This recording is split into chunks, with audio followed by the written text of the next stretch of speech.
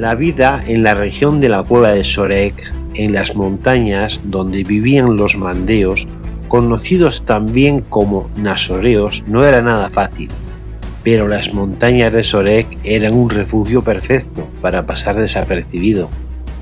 Esta forma de vivir, aislado de las ciudades, permitió a los Agnes comprender la vida natural. En la comunidad había un anciano llamado Ananías, que a su vez era el sacerdote de la misma. Esto les había dicho en varias ocasiones que pronto llegaría un gran maestro de justicia. Él sería su líder y que incorporaría en él al carnero sagrado.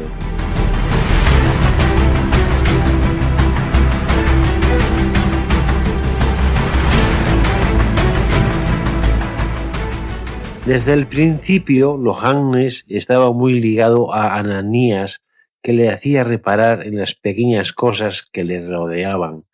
De una simple hormiga, una rama de árbol, el volar de un pájaro o el ladrido de un perro, el anciano mandeo emitía una sentencia, una parábola o una enseñanza que Lohannes quedaba ensimismado escuchándole, pues era la manera de soñar y de proyectarse a la aventura de lo desconocido.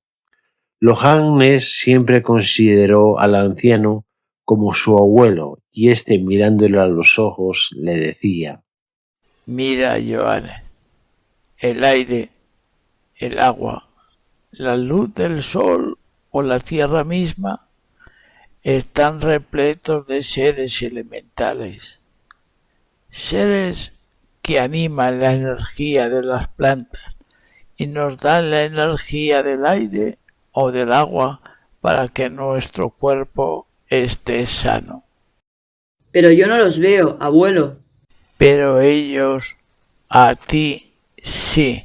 Pero a mí me gustaría verlos y hablar con ellos. Lo importante es que les hables con amor, que cuides el prado, los árboles y el aire. Cuando laves tu rostro con el agua del manantial, dales las gracias. Ellos te escuchan. Siempre antes de empezar a comer, dales las gracias a los seres que sembraron su energía en la fruta o en las hortalizas que alimentan tu cuerpo. ¿Tú los has visto? Sí, los veo en cada instante. ¿Y por qué yo no los puedo ver? Porque tus ojos miran siempre fuera. Aún no sabes mirar dentro de ti. ¿Tú me enseñarás? Claro, hijo. Para eso nací, para enseñarte. Ananías levantó el dedo índice de la mano izquierda, tocando el centro de la frente del pequeño, mientras le decía: Mira con este ojo. Lohannes se tocó la frente y no encontró ningún ojo, y mirando al anciano y con una gran perspicacia le dijo: Me estás mintiendo, abuelo. Yo no tengo más que 2 ojos. No, hijo. Los que solo utilizan los 2 ojos son los ciegos. No te entiendo. No tengas prisa. Pronto lo comprenderás. Efectivamente, con 9 años, Lohannes tuvo una terrible obstrucción intestinal. Su madre Elisheba estaba desesperada, pues el pequeño no toleraba ningún alimento y la fiebre no bajaba de ninguna manera. El curandero de la tribu le dio manzanilla con sauce, que era el remedio común a emplear. Se le aplicaron paños fríos a lo largo del cuerpo, pero la calentura no remitía.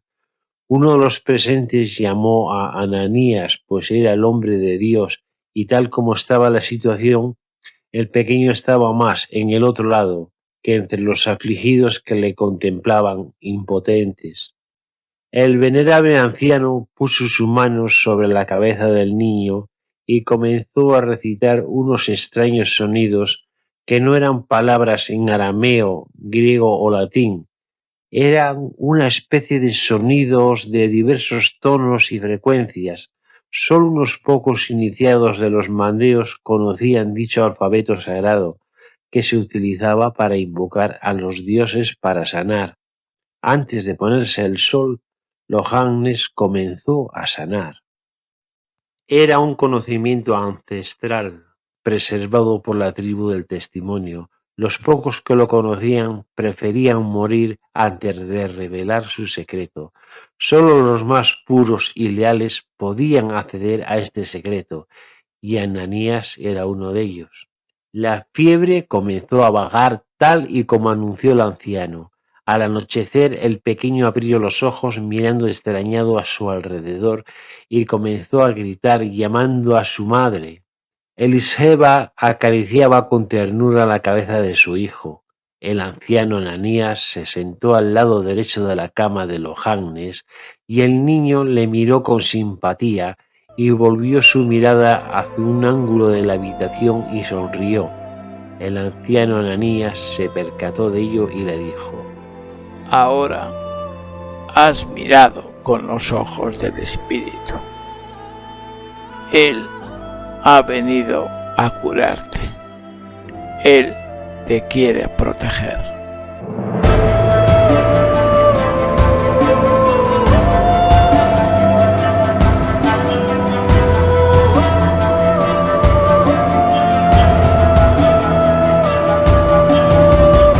Ninguno de los presentes sabía de qué demonios estaban hablando ambos. Ananías hizo un gesto explícito con su mano y todos abandonaron el aposento.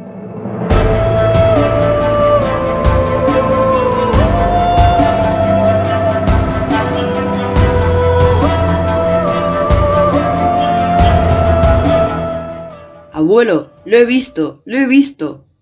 Sí, hijo, tu fiebre ha dilatado el ojo de tu espíritu y has podido ver donde los demás no ven. Me ha dicho que el dios Atum se ha puesto a mi cuidado. Pero, ¿por qué siempre estoy enfermo y no puedo comer? No lo entenderás. Los que se nutren de carne, vino y animales impuros no pueden ver.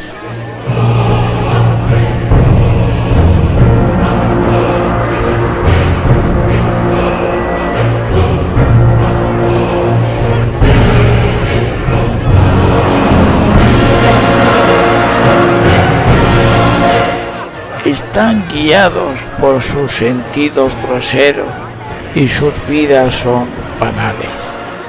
Tú no tolerarás jamás estos alimentos. Los dioses escogieron el día preciso de tu nacimiento y manipularon tu cuerpo en el vientre de tu madre. Tú eres un mutante, un ser nacido para albergar dentro de ti a nuestro creador, Atum.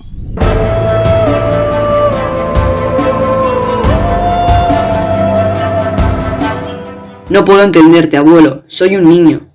No te hablo para que me entiendas, sino para que recuerdes. No siempre serás un niño, y lo que ahora no entiendes, te lo revelará el Espíritu en el futuro. Ananías era un psíquico puro. Él veía donde los demás no veían ni oía el sonido de las esferas. Él hablaba con los gnomos, los elementales, y había llegado a viejo para esperar a quien sería el maestro de justicia de su tribu, la tribu del testimonio. Cuando un ser humano nace, incorpora en sí mismo toda la creación, todo el universo. Y ese universo se fija en tu cuerpo y en tu alma. Hay energías y entidades buenas y malas que habitan en tu organismo. El día en que tú naciste, las energías del mal se metieron en tu tripa. Por eso siempre tendrás que cuidar cuanto comes. Las buenas te dotaron de la visión del espíritu. ¿Y por qué los dioses dejaron que el mal entrara en mis entrañas? No lo puedes entender ahora, pero recuerda mis palabras. Nuestro universo es bipolar y no se puede quitar a uno para dejar el otro. Pero incluso lo que tú consideras malo ayuda a tu programa espiritual, pues al no comer alimentos impuros se incrementará tu visión interior. En Egipto y en otros pueblos de Oriente hay sacerdotes y sabios que dicen que estas entidades se reparten por nuestro ser procedentes de las estrellas. Ellos saben calcular cuándo y cómo actúan. Yo no conozco esta ciencia, pero puedo verlos, al igual que tú los verás a partir de ahora. Ellos me enseñaron que hay 12 sectores del firmamento.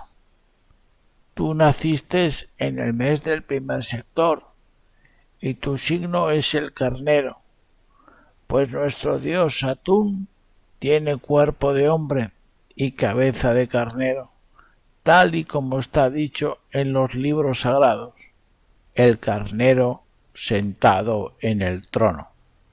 Así tenía que ser, pues tú eres el designado para aportar el verbo o la palabra de Atún. Y por eso has podido ver al ser que los griegos llaman Pan, un ser invisible para los seres humanos que sólo unos pocos dotados de la luz del espíritu pueden ver.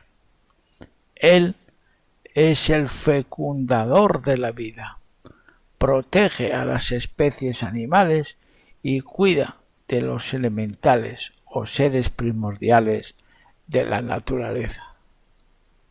No me he asustado al verle. Yo creo que me quiere y ha venido a curarme. Pero háblame más de él. Los griegos dicen que Pan es el dios de la fertilidad y de la sexualidad masculina, dotado de una gran potencia y apetito sexual. Se dedica a perseguir por los bosques en busca de sus favores a ninfas y muchachas. Es el dios de las brisas del amanecer y del atardecer, y conoce el futuro. Según los helenos, es cazador, curandero y músico, y habita en los bosques y en la selva. Lleva siempre un bastón de mando y toca la flauta para atraer a los animales y a los hombres. Tiene cuernos de cabra, pues está creado por Atún como guardián y protector. ¿Los podré ver siempre?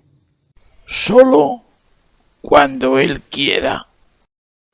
Lohannes adoraba a Ananías, pues le hacía soñar y le transportaba a un mundo mágico reservado solo a unos pocos.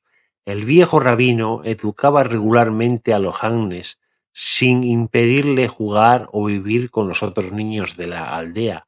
Él era consciente que viviría hasta el preciso momento en que Atún se expresara por su boca y viera por los ojos del pequeño. Para entonces él debía enseñarle cuanto sus antepasados le habían revelado, incluido el alfabeto sagrado y los 72 rituales de la invocación, que abrían las puertas del cosmos para dialogar con los dioses.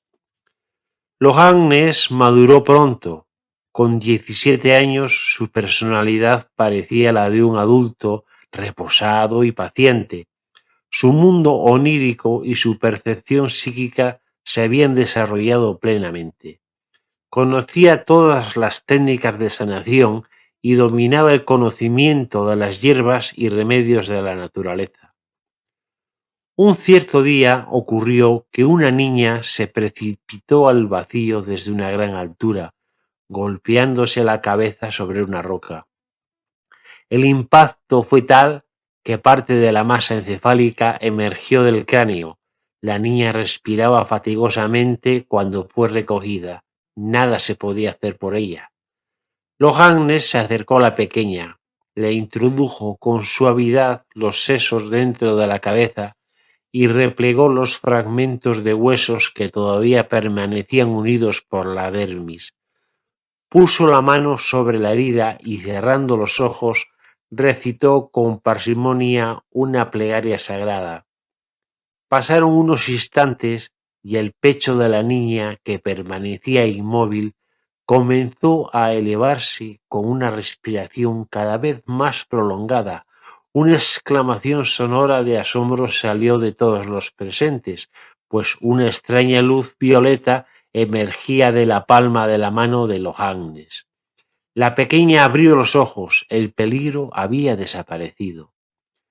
Un silencio de asombro embargó a todos los presentes, que fijaron su mirada en Lohannes.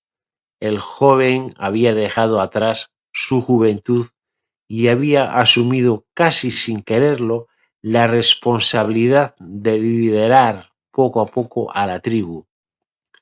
Pocos meses antes de cumplir los 18 años, el verbo Atum se alejó en él.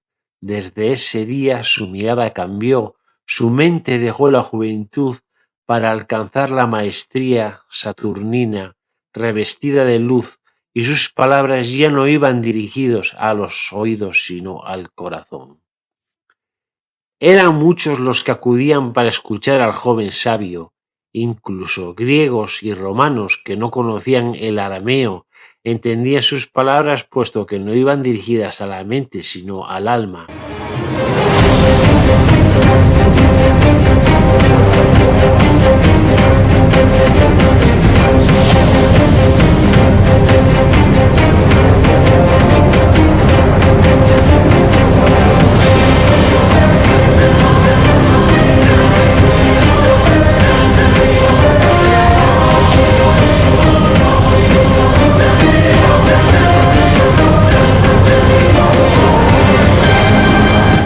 Yo soy la voz del que predica en el desierto.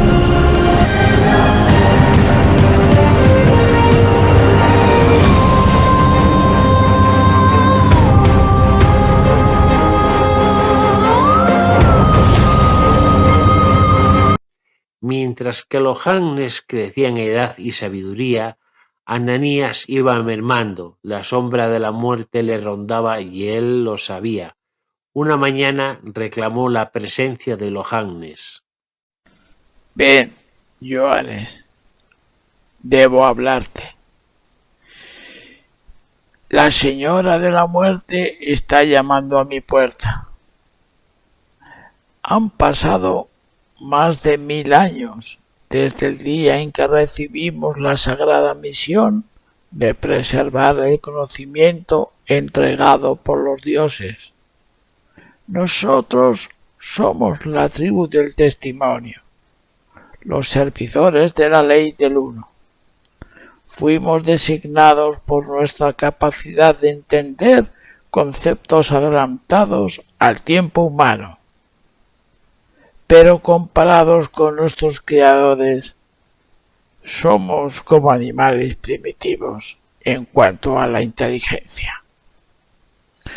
Nuestras leyes prohíben la violencia en todas sus formas y no solo contra el hombre, sino con cualquier ser vivo de la creación.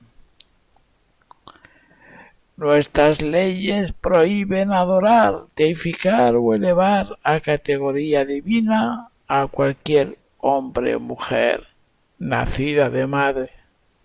Solo hay un Dios y no tiene forma. Es la suprema inteligencia que está en todo y es todo.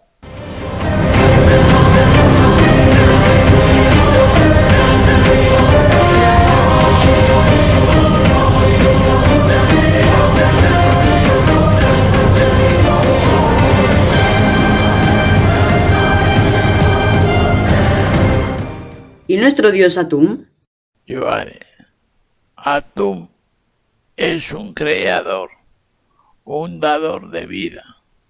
Ya te he dicho que Dios no tiene representación propia, pues es todas las formas en sí mismo. Antes del faraón Akenatón, el ser humano tenía tantas leyes como dioses creados por los propios hombres. En Egipto había cientos de dioses y sacerdotes que servían a estos dioses. La discordia y el enfrentamiento siempre estaban presentes. Nuestros creadores regresaron y establecieron una sola ley, la ley del uno o de la unidad. El verbo, es decir, el portavoz de los 9 principios universales, Atum, dictó a Menofis IV, que tomó el nombre de Akenatón. Todas las castas sacerdotales fueron abolidas y el faraón estableció la unidad e invitó a adorar a Atum sin intermediarios. Lo sé todo sobre los dioses, pero todos ellos se han terminado, aunque estén hechos de oro, plata y piedras preciosas. Mi Dios es el que no ha sido creado, el creador. Ningún hombre lo ha moldeado.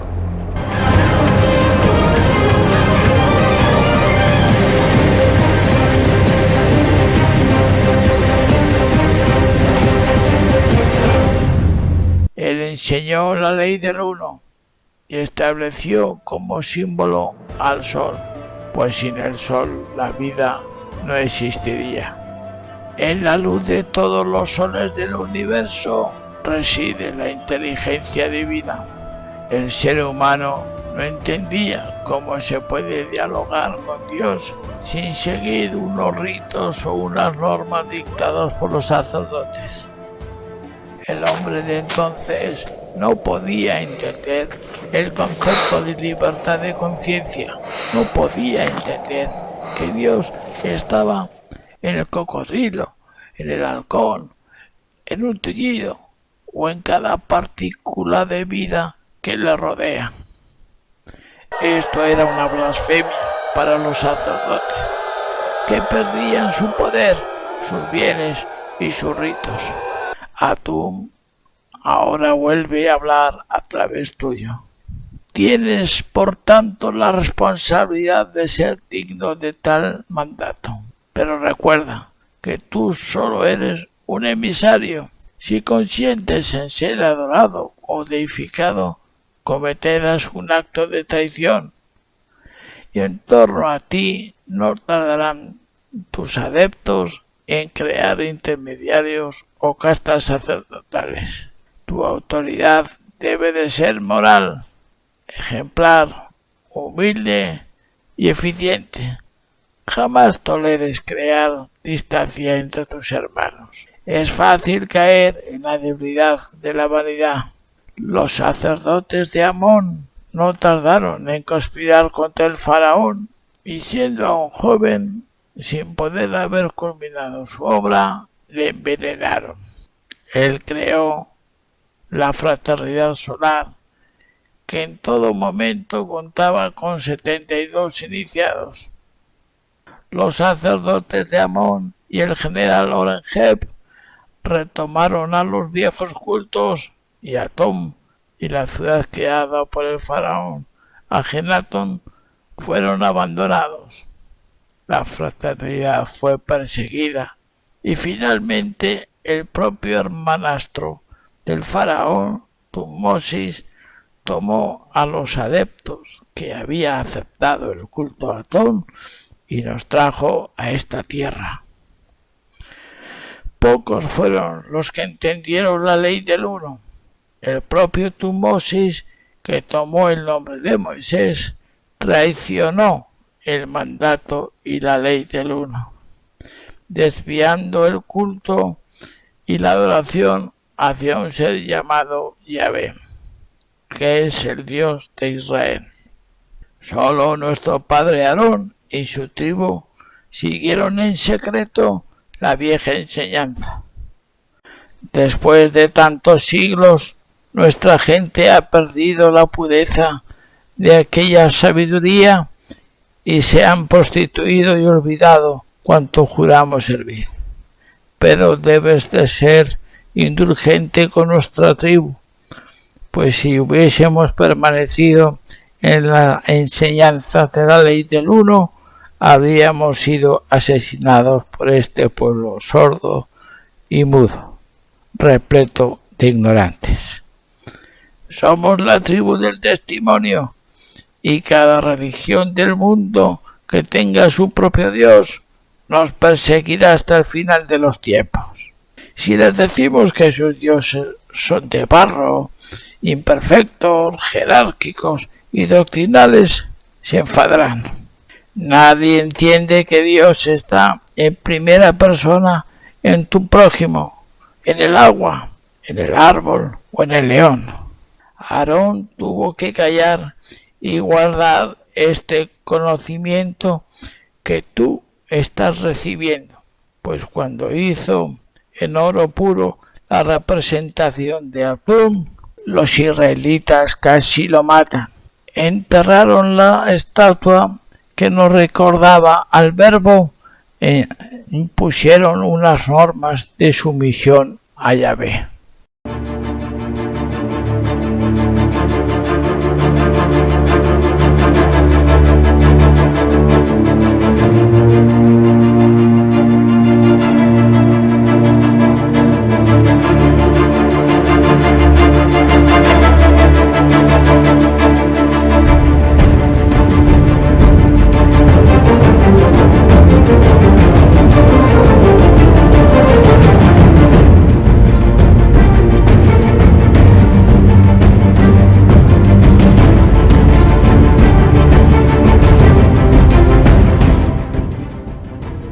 Abuelo, ¿entonces Yahvé es un impostor?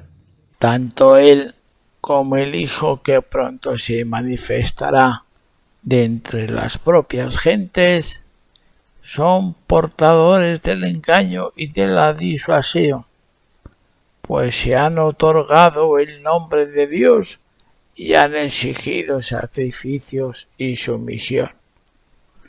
Mientras que nosotros cultivamos en secreto las leyes que nos acercan al amor, a la vida y a la luz, sin pedir nada a cambio. Es por esto, querido Johannes, que solo unos pocos son depositarios del alfabeto sagrado y de las habilidades de invocación que nos enseñara en su día Atum a través de Akenatón. Abuelo, ¿por qué 9? No, Johannes, son 8 más 1. Es decir, los 8 forman la unidad perfecta. Estos seres no son buenos o malos, son los principios del universo y están en el equilibrio. Han integrado en ellos desde el plano evolutivo lo bueno y lo malo, lo negativo y lo positivo. Son por tanto seres evolucionados y viven en la perfección, pues al lado positivo le falta el negativo para ser completo, y al negativo le falta el positivo. Ellos provienen de un rincón de las estrellas que tú ves al amanecer y que llamamos Orión. A esta región se le llama el trono de Dios, y Atum es el carnero sentado en el trono y se manifiesta como desea al humano. En Egipto también se le conoció como Ra, Atum o cualquiera de los 9 dioses de la Heliópolis. Pero nuestros rabís dicen que son 10 las entidades que crearon el universo, 5 de un lado y 5 del otro. ¿Es así? Son 9, pero te lo explicaré.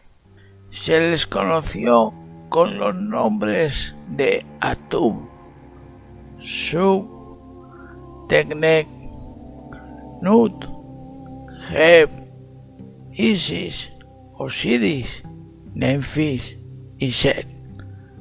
Aunque ellos no tienen nombre sino vibración, pero ininteligible para el oído humano. De esos 9, 5 son etéreos, es decir, Atún, Sub, Tecnec, Nut y Geb. No tomaron cuerpo entre los humanos, y los otros 4 son los vivientes: Isis, Osiris, Nemphis y Set. Pero la leyenda dice que Set mató a su hermano Osiris, y de la unión de Isis y Osiris nació Horus, que tiene el mismo rango que los otros, y en ese caso serían 10. Pero recuerda, querido hijo, que todo esto es la forma de explicar por pobres humanos la lógica de entidades y principios que no pueden ser contenidos por la concepción humana. Es más fácil sentirlos que comprenderlos. Entonces, ¿estos seres son dioses? No, fueron los hombres quienes le deificaron y les atribuyeron virtudes y defectos. Por ejemplo, al dios Set lo presentaron como un ser sin piedad, duro y violento. Es por eso que en la leyenda antigua mató a Osiris. En realidad, todo eso no es sino la forma de interpretar desde la ignorancia la ida y venida de estos creadores de vida. Te diré algo que es incomprensible para los humanos.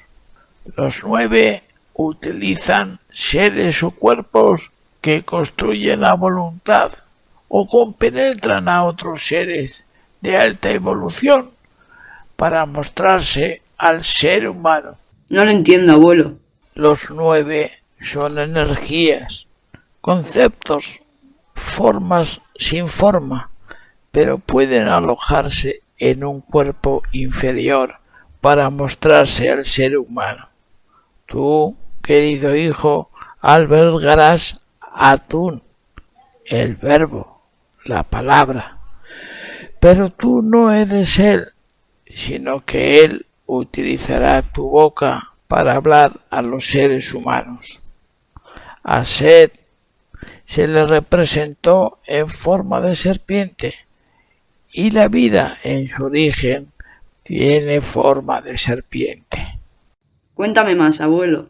Yo, querido hijo, solo soy depositario de la tradición.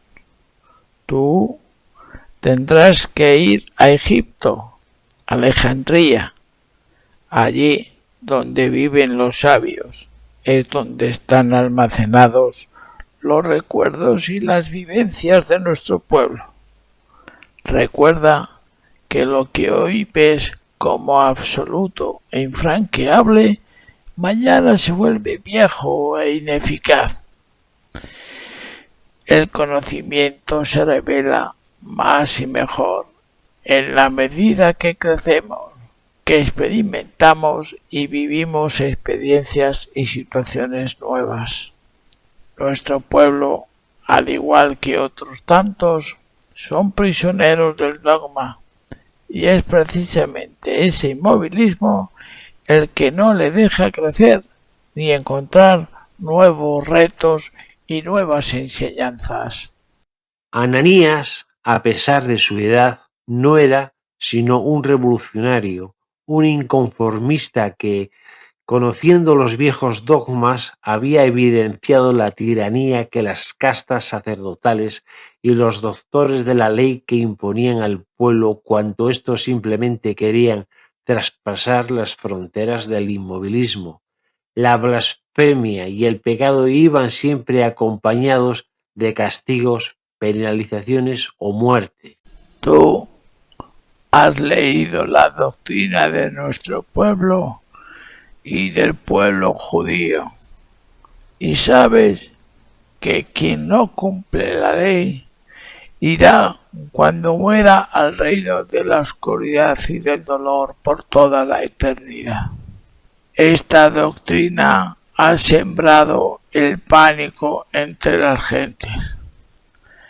¿Tú crees que Dios puede obrar con tanta impiedad? No, hijo mío. Esas son normas de hombres, no de dioses. ¿Tú crees que si no guardas el sabbat, Dios te va a castigar? Eso dicen, maestro. No me importa lo que digan, sino lo que tú piensas.